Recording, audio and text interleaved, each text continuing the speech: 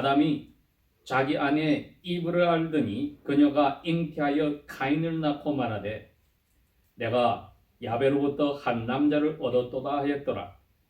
그녀가 또 가인의 아들 아벨을 낳았는데 아벨은 양을 치는 자였으나 가인은 땅을 경작하는 자였더라. 시간이 지난 후에 가인은 땅의 열매를 예물로 삼아 야벳께 드렸고 아벨도 그 양무리 가운데서 첫 새끼들과 그것들의 기름을 가져와 드리니 야벳께서 아벨과 그의 예물을 존중하셨으나 가인과 그의 예물을 존중하지 아니하심으로 가인이 심히 화가 나서 그의 얼굴색이 변하니 야벳께서 가인에게 말씀하시기를 어찌하여 네가 크게 화를 내느냐? 어찌하여 너의 얼굴색이 변하느냐? 만일 네가 잘 행한다면 어찌 받지 아니하였겠느냐? 만일 내가 잘 행하지 아니하면 죄가 문 앞에 엎드려 있으리라. 죄에 대한 욕심이 너게 있으니 너는 그 죄를 다스리라 하시니라. 가인이 자기 아우 아벨과 이야기를 하리라. 그 일 후에 그들이 둘에 있을 때에 가인이 그의 아우 아벨을 대적하여 일어나 그를 죽이니라. 야훼께서 가인에게 말씀하시기를 너 아우 아벨이 어디 있느냐 하시니 그가 대답하기를 나는 알지 못하나이다. 내가 내 아우를 지키는 자니까 하니 그분께서 말씀하시기를 너가 무엇을 하였느냐? 너 아우의 피 소리가 땅에서부터 내게 부르짖느니라. 땅이 그 입을 벌려 너희 손에서부터 네 아우의 피를 받았기에 이제는 땅으로부터 저주를 받으리니 너가 땅을 경작하여도 그것이 내게 효력을 주지 아니할 것이며 너는 땅에서 도망하는 자와 떠돌아다니는 자가 되리라 하시니라. 아멘.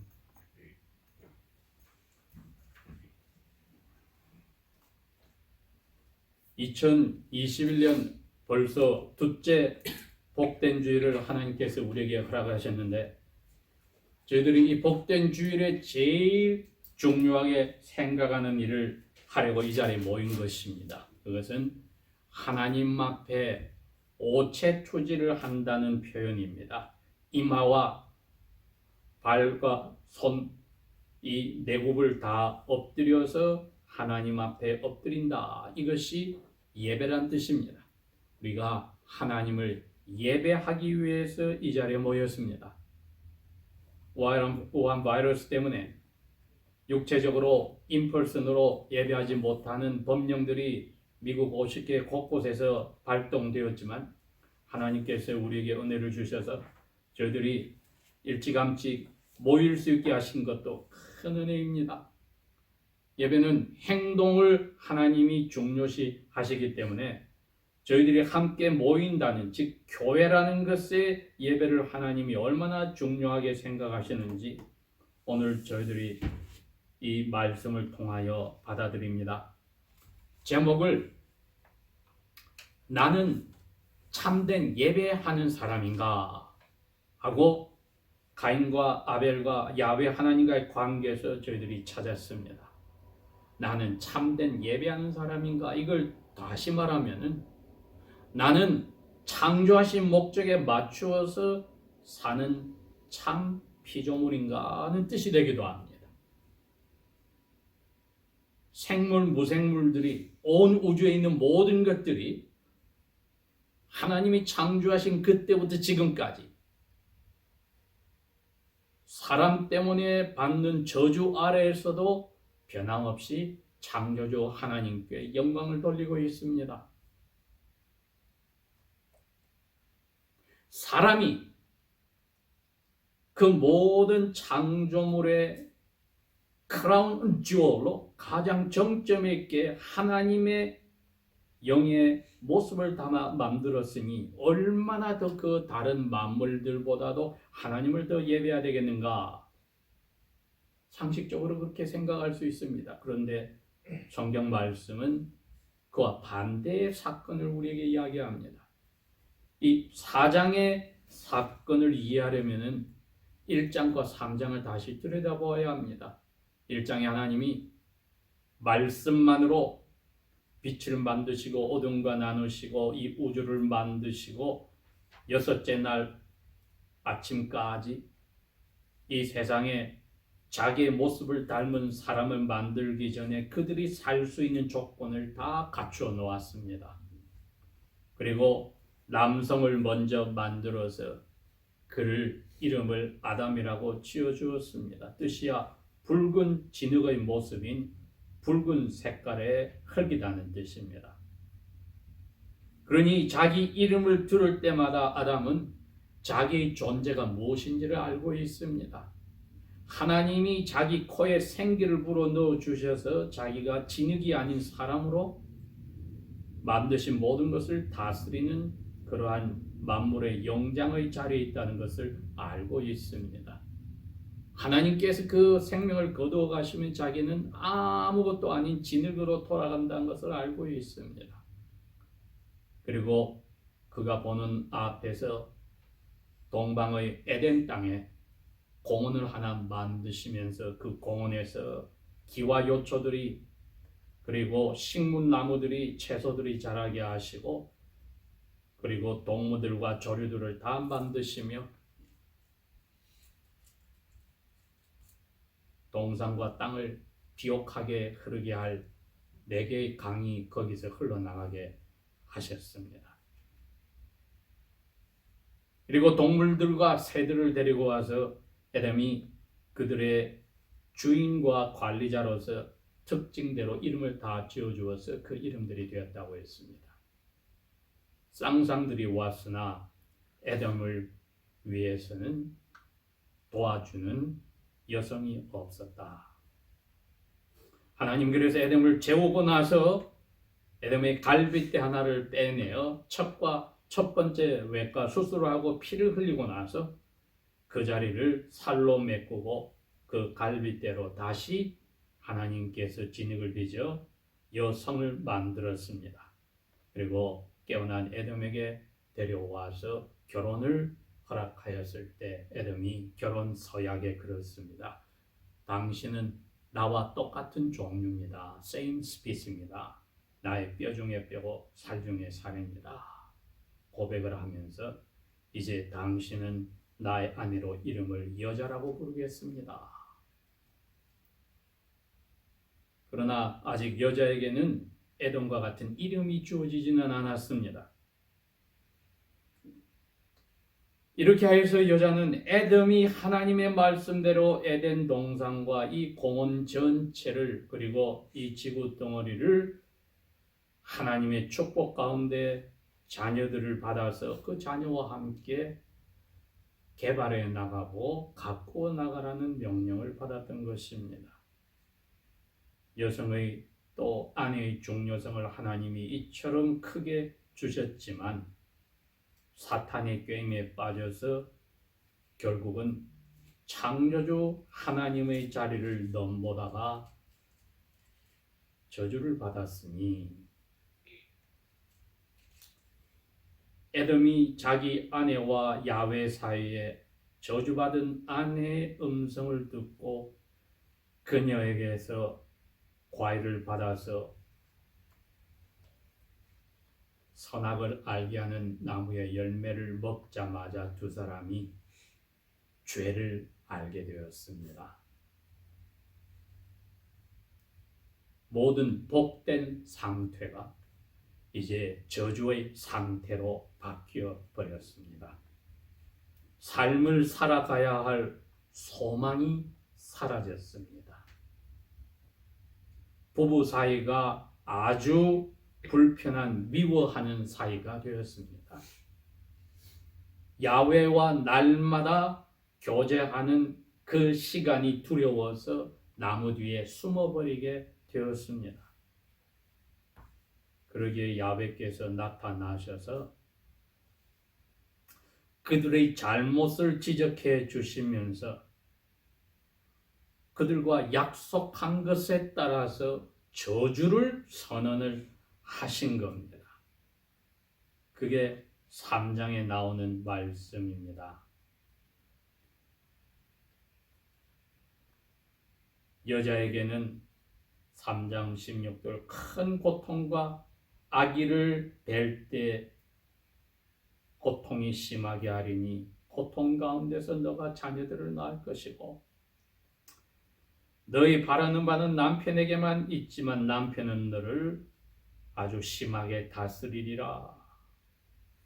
에돔에게는 너가 나의 음성 대신에 내 아내의 음성을 듣고 내가 명령하여 말하기를 나무의 것을 먹지 말란 것을 먹었으니 땅이 너 때문에 저주도 받고 너는 살아있는 모든 날들 동안에 고통 가운데서 들판의 것을 경작하여 먹으리라.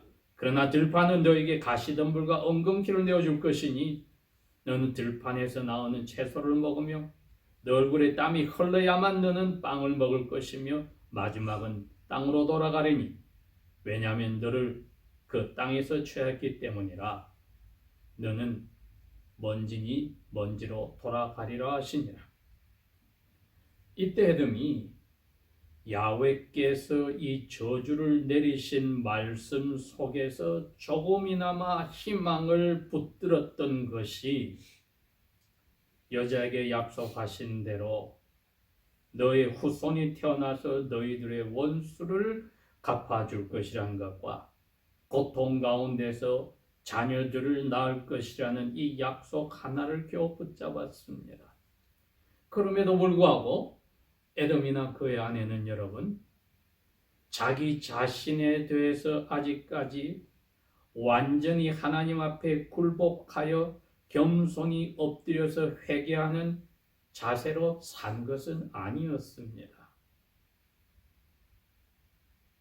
그랬기에 그 에덴 공원에 그들을 그대로 둘 수가 없었다고 하나님이 이야기를 하셨습니다.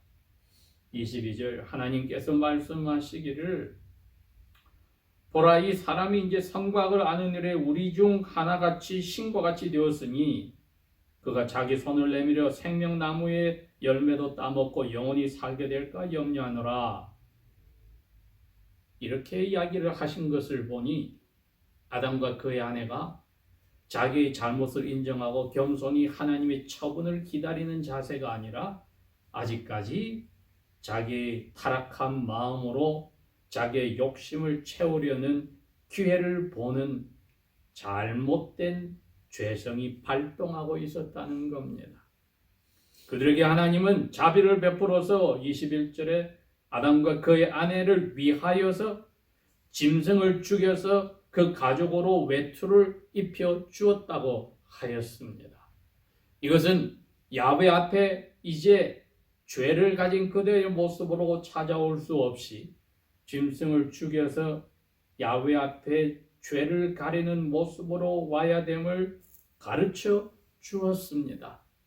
이제는 죄 없는 상태에서 야훼께 예배하는 만물의 영장의 모습이 아니란 걸 가르쳐 주셨습니다. 그럼에도 불구하고 22절에 보니까 야훼께서는 아담과 그의 아내의 마음속에 그 죄를 가리는 가죽옷을 하나님께 선물 받고서도 아직까지 스스로가 해보려 하는 욕심이 아직 싹튼 것을 보았기 때문에 에덴 공원에 그대로 둘 수가 없다고 결정을 하였습니다.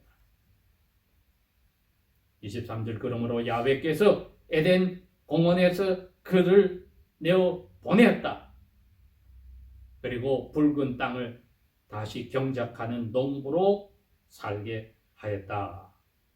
그것도 모자랐어요. 이들이 다시 돌아와서 반역을 할까봐 하나님께서 그 사람을 쫓아내신 후에 에덴 공원의 동쪽 입구에다가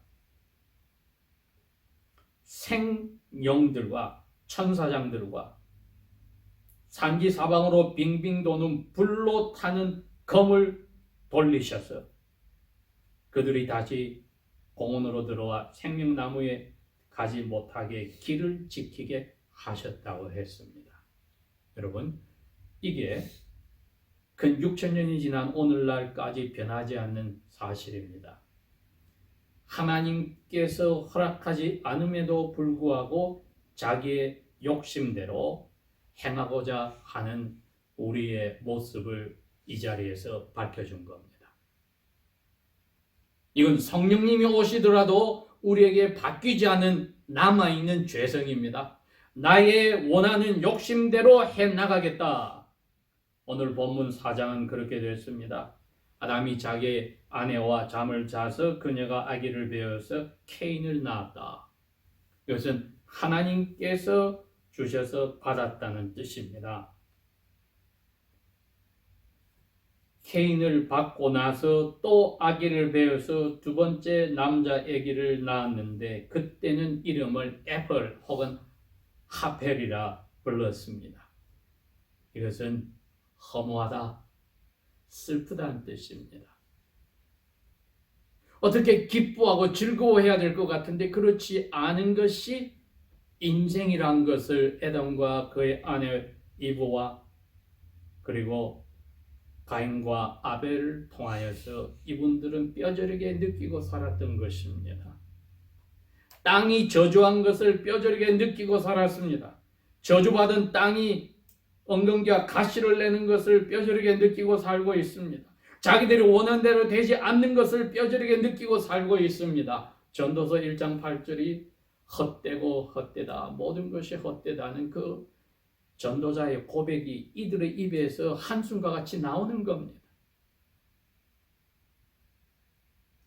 그렇지만 야훼께서 이들에게 쫓아내기 전에 야훼만을 의지하여서 사는 은혜를 주신 것이 바로 21절에 짐승을 죽여서 옷을 입혀서 죄를 가리기 위해서 짐승을 죽이는 그 일을 하여야만 나를 만날 수 있다고 하는, 자기를 회개하고 겸손해야만 나를 만날 수 있다는 것을 가르쳐 주셨던 겁니다.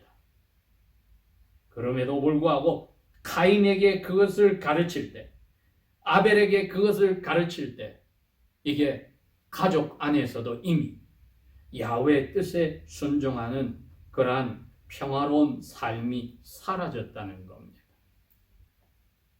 오늘날도 수많은 사람들이 야훼의 백성이라고 세례를 받았습니다. 그리고 또 하나님 일을 한다고 하니까 마음에 거짓 평안을 가지고 삽니다. 여기에 아벨이 그랬고 여기에 가인이 그랬고 마음의 평안을 가지고 삽니다. 그러나 그 평안이 하나님께서 주신 평안인지 자기가 만들어낸 평안인지는 이제 하나님 앞에서 결정이 납니다.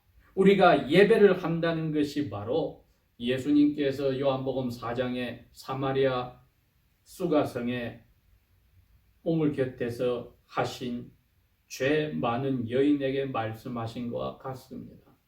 하나님은 피부를 가지고 뼈와 살을 가진 사람이 아니고 영이시라 너희의 마음을 보시기 때문에 겉으로 나는 행동을 예배하는 자로 보시지 않고 마음의 심령으로 진리, 즉 하나님이 허락하신 명령하신 대로 예배하는 자를 열심히 찾고 계시느니라고 했습니다. 이것은 에덴 동산에서부터 아담과 그의 아내에게 실망을 당한 이후로부터 하나님은 아직까지 그 찾으시는 일을 포기하지 않고 계속하고 계십니다. 아니 안식이나 주일마다 예배당 곳곳에서 사람들이 모이고 예배를 하는데요. 그러나 하나님은 예수 그리스도께서 그 사마리아 여인에게 말씀하셨든지 신령과 진리로 예배하는 영혼의 상태만을 보시기 때문에 거기에 부합하고 합격하는 영혼이 과연 몇이나 되는가? 그것이 참 예배자의 심정입니다, 여러분. 그러나 일반적으로는 이렇습니다. 3절 시간이 지나서 가인은 엉겅퀴와 나무, 쓸데없는 나무들을 잡초들을 다 뽑아내고 풍작이 되어서 열매를 많이 거두었습니다.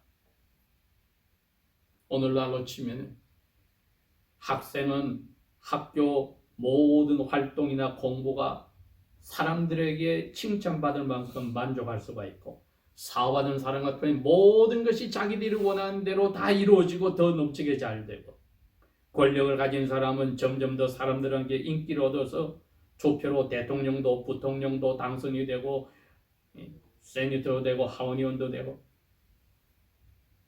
겉으로는 하나님 앞에 넘치는 복을 받고 자기의 일한 대가를 받은 것처럼 보였기에 그 마음으로 하나님 앞에 찾아왔던 겁니다.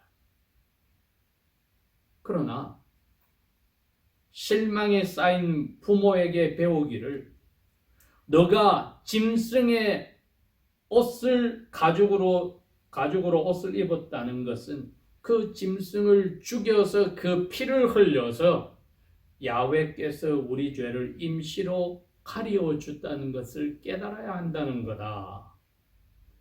그래야만 야훼께 이제 갈 수가 있어. 너도 나도 너희 어머니도 이 가진 죄 때문에 야훼하고 우리 사이를 막기 때문에 그냥 야훼를 만날 수가 없어.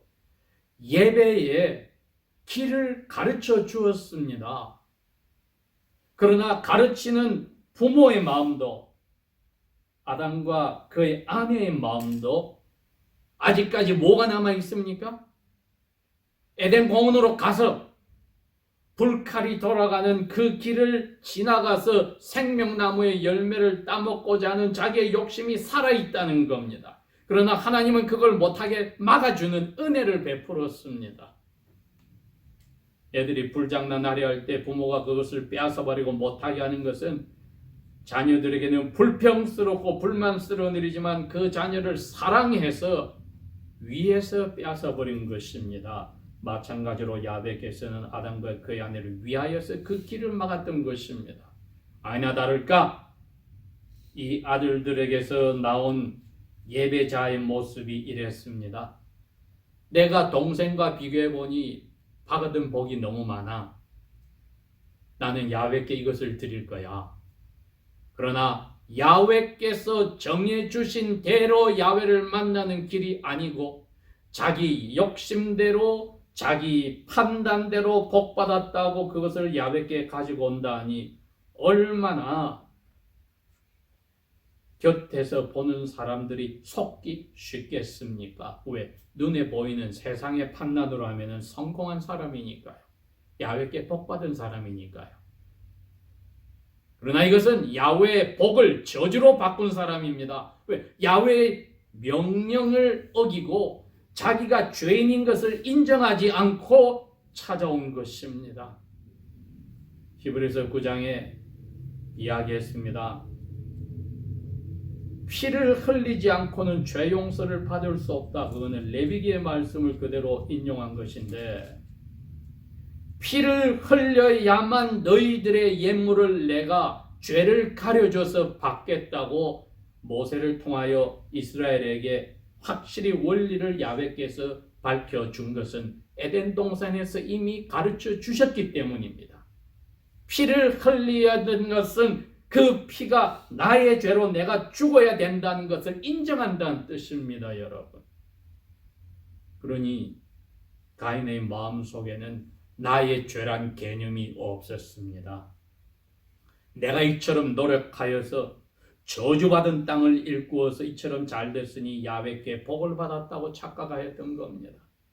나는 죄 때문에 이렇게 된 것이 아니라 죄가 없는 의롭고 훌륭한 사람이라 이렇게 복을 받았다고 생각했습니다. 오늘날도 저희들이 자칫하면 이 자리에 들어갑니다. 내가 세상에서 지위가 무엇이 되었든지 인정을 얼마나 받았다 할지라도 나는 예수님이라고 하는 분의 피를 흘린 그 죄 용서이 없이는 내 죄는 용서받을 수 없어. 내가 하나님 앞에 복받았다는 이것을 가지고 온다고 해서 하나님이 나를 받아주는 게 아니야. 참된 예배자는 자기의 죄를 인정하는 사람입니다. 첫 번째. 두 번째는 그 인정한 죄를 하나님 앞에 고백하여 회개하는 사람입니다, 여러분. 그리고 그것을 회개했을 때 그것을 해결해 주는 길인 피를 흘리신 어린 양 되는 예수님을, 에덴 동산에서 이미 양을 죽여서 보여주셨던 하나님의 방법대로의 어린 양 예수님을 내 죄 대신에 돌아가신 것을 무조건 받아들이는 사람입니다. 그런데 가인은 1번도 2번도 3번도 자기 마음에 없었던 겁니다.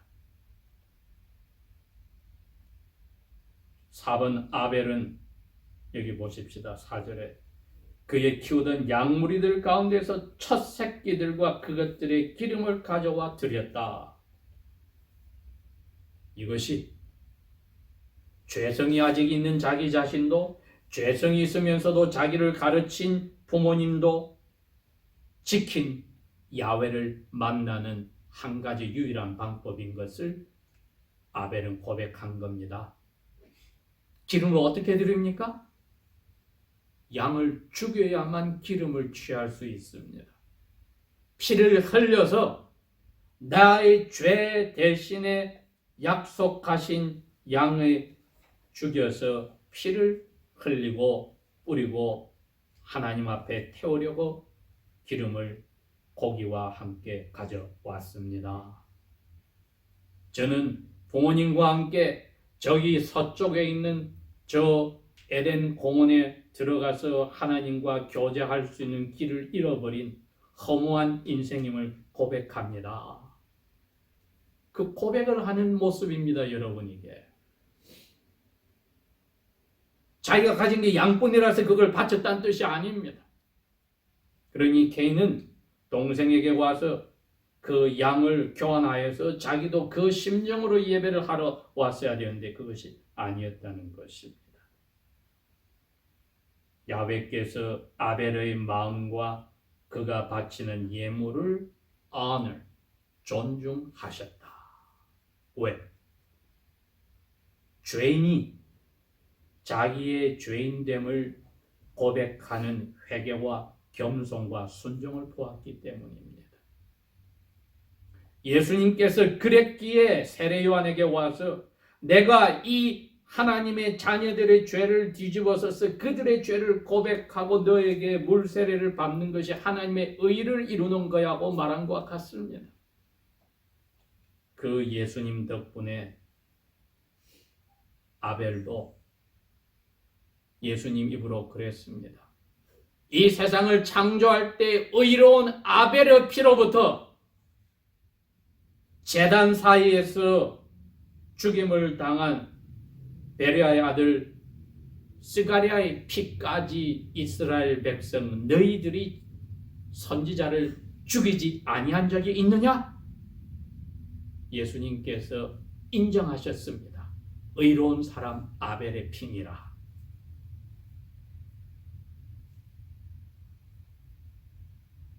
오절 가인과 그의 예물은 존중하지 아니하심으로 가인이 심히 경노하여 그의 얼굴색이 변하였다. 자기의 복을, 자기의 가진 것을 하나님이 받아주지 않았다는 데 대한 죄인의 더러운 하나님을 미워하는 반역하는 모습을 그대로 드러낸 것입니다. 참된 예배자는 이렇게 하나님 앞에 그 짐승의 피를 말씀대로 흘리고 가져와서 자기의 죄가 이처럼 하나님의 약속한 짐승의 피로 가려졌다는 것을 고백하는 겸손한 하나님의 말씀에 순종하는 사람만이 하나님이 내가 너를 의롭다고 해줄게 하는 것입니다. 가인은 거기에서 실패하였기에 인간 세상에서 아무리 복을 받은 것처럼 물질적이고 눈에 보이는 보이지 않는 명예적인 것을 인정받고 누린다 할지라도 하나님께서는 죄가 너 문 앞에서 기다려서 그 욕심에 너는 움직이게 된다고 하는 저주 아래 있음을 알게 됩니다. 우리가 오늘 이 말씀을 통하여 나는 참된 예배자의 자세를 가지고 예배할 때마다 개인이 조용히 예배할 때나 교회로 모여 예배할 때 하나님께서 너는 의로운 사람이라 내 아들 예수가 흘린 피를 믿고 그 피를 가지고 나에게 온 의로운 사람이라 하는 인정을 받는지 다시 한번 생각해보고 돌이켜보는 시간입니다. 기도하겠습니다.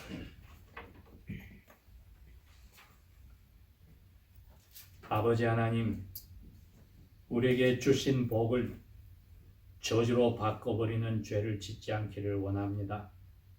예수 그리스도 외에는 자랑할 게 없게 하시고 우리의 죄성으로 저주받아야 하나 하나님을 예배할 수 있는 길을 열어주심을 예수 외에는 저희들이 아무것도 아버지 앞에 가져올 수 없음을 고백하는 회개와 겸손과 순종의 자세로 살게 하소서. 예수님 이름으로 감사 기도합니다. 아멘.